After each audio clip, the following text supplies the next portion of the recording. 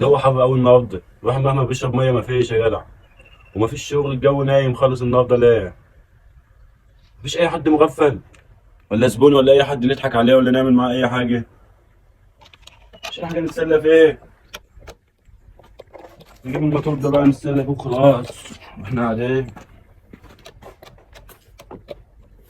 انا ايه، ربنا يبعت ان شاء الله. ايه ده في واحد بتاع خردة جوه اهو، ما اخش اعمل عليه اي مصلحة.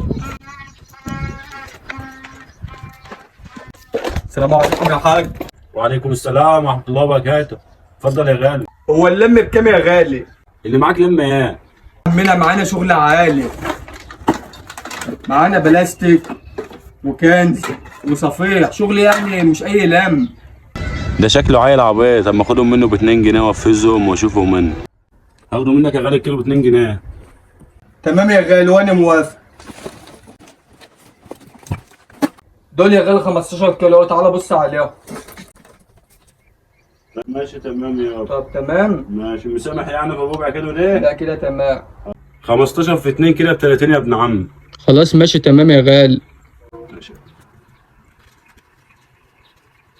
يا ابن عم. ماشي، الف شكر يا غالي، مع السلامة. الله يسلمك يا تجيش كل يوم واحد من ده. مغفل قوي، بعتله الرمل والزلط. يا ده كل الزبائن كده. يا ريت كل يوم من ده ولا كل شويه يبعت لنا واحد من ده. ما شاء الله والله يعني.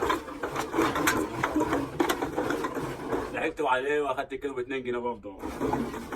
يا ابن حلال يا عم. مش كل يوم زبون من ده. كفايه خير يعني. كفايه خير يعني. ايه ده؟ هو دي اللام. هو دي اللام. ايه دي رمل؟ ولا الشغل بتاع صبة ولا ايه؟ يا حرامي